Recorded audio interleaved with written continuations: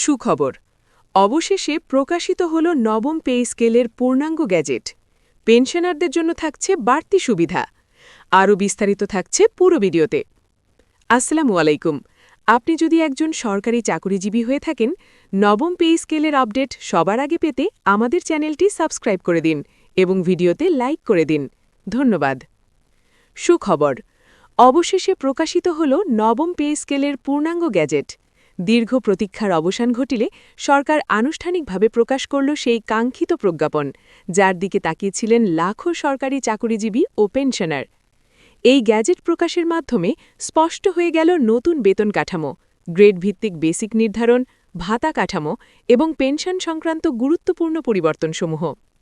নবম পে স্কেলের অন্যতম আলোচিত দিক হচ্ছে পেনশনারদের জন্য বাড়তি সুবিধা। নতুন কাঠামোয় বেসিক বেতন বৃদ্ধি পাওয়ায় স্বাভাবিকভাবেই পেনশন হিসাবেও বড় ধরনের পরিবর্তন আসছে, কারণ পেনশন নির্ধারণ করা হয় শেষপ্রাপ্ত বেসিকের উপর ভিত্তি করে। ফলে যারা অবসরে যাবেন কিংবা ইতোমধ্যে অবসর নিয়েছেন, তাদের আর্থিক নিরাপত্তা আরও জোরদার হবে। নতুন গ্যাজেটে স্পষ্টভাবে উল্লেখ রয়েছে, গ্রেড অনুযায়ী বেসিক বেতন বৃদ্ধি করা হয়েছে ধাপে ধাপে। নিম্ন গ্রেড থেকে উচ্চ গ্রেড পর্যন্ত সকল স্তরেই বেতন বাড়ানো হয়েছে বাস্তবতা বিবেচনায়। জীবনযাত্রার ব্যয়, বাজার মূল্য বৃদ্ধি এবং মূল্যস্ফীতির চাপকে সামনে রেখে এই কাঠামো তৈরি করা হয়েছে বলে সংশ্লিষ্টরা জানিয়েছেন। পেনশনারদের জন্য বিশেষ সুবিধার মধ্যে রয়েছে বর্ধিত মূল পেনশন, সংশোধিত গ্র্যাচুইটি হিসাব এবং পরিবার পেনশনে ইতিবাচক পরিবর্তন। নতুন নিয়ম অনুযায়ী অবসরকালীন এককালীন প্রাপ্য অর্থের পরিমাণ আগের তুলনায় উল্লেখযোগ্যভাবে বৃদ্ধি পাবে। এতে অবসরপ্রাপ্ত কর্মকর্তারা আর্থিকভাবে আরও স্বস্তি পাবেন। এছাড়া পরিবার পেনশনের ক্ষেত্রেও এসেছে মানবিক দৃষ্টিভঙ্গি। কোনো পেনশনার মৃত্যুবরণ করলে তার স্ত্রী বা স্বামী এবং নির্ভরশীল সন্তানেরা দীর্ঘমেয়াদে সুবিধা পাবেন। পরিবার পেনশনের হার ও সময়সীমা পুনর্নির্ধারণ করা হয়েছে, যাতে পরিবারের আর্থিক স্থিতিশীলতা বজায় থাকে। নবম পে স্কেলে বাড়ানো হয়েছে চিকিৎসা ভাতা, বাড়ি ভাড়া ভাতা এবং অন্যান্য আনুষঙ্গিক সুবিধাও। বিশেষ করে মহানগর ও জেলা শহরের ভিন্নতা বিবেচনায় ভাতা নির্ধারণে বাস্তবমত সমন্বয় আনা হয়েছে। ফলে কর্মরত ও অবসরপ্রাপ্ত উভয় শ্রেণীর মানুষের উপর ইতিবাচক প্রভাব পড়বে। সরকারি চাকুরিজীবীদের দীর্ঘদিনের দাবি ছিল বেতন কাঠামো যুগোপযোগী করা। বিভিন্ন সময়ে আন্দোলন, স্মারকলিপি এবং আলোচনার পর অবশেষে এই পূর্ণাঙ্গ গ্যাজেট প্রকাশ বাস্তব রূপ পেল। এতে কর্মচারীদের মধ্যে নতুন উদ্দীপনা তৈরি হবে বলে ধারণা করা হচ্ছে।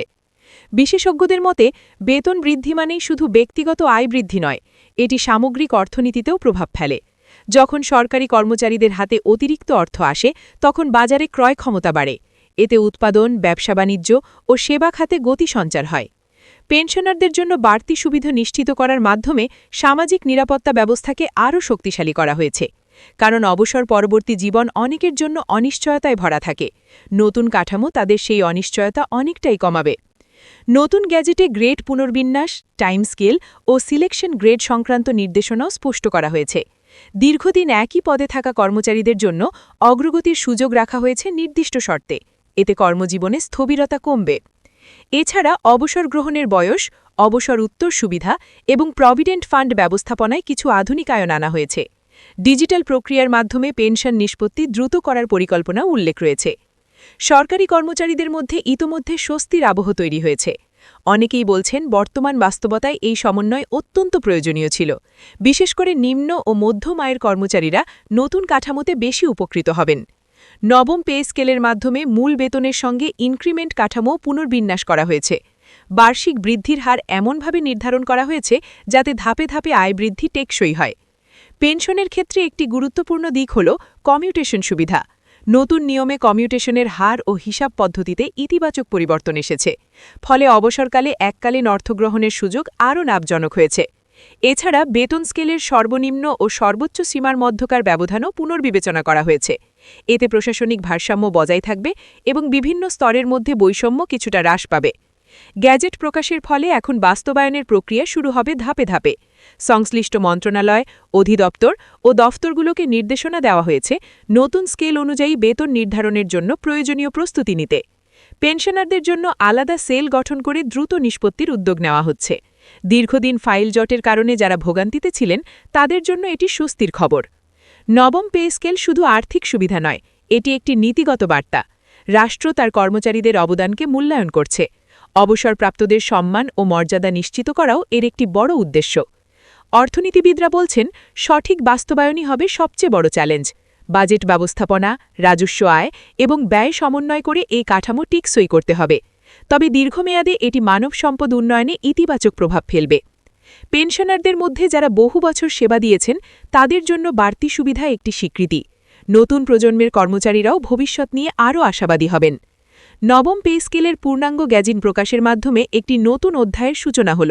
এখন সবার নজর বাস্তবায়নের দিকে।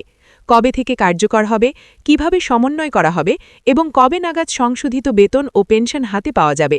সর্বোপরি এই গ্যাজেট প্রকাশ সরকারি চাকুরিজীবী ও পেনশনারদের জীবনে গুরুত্বপূর্ণ পরিবর্তনের বার্তা নিয়ে এসেছে। বাড়তি সুবিধা, উন্নত পেনশন কাঠামো এবং আর্থিক নিরাপত্তার প্রতিশ্রুতি সব মিলিয়ে নবম পে স্কেল হয়ে উঠেছে সময়োপযোগী ও প্রত্যাশিত এক সিদ্ধান্ত।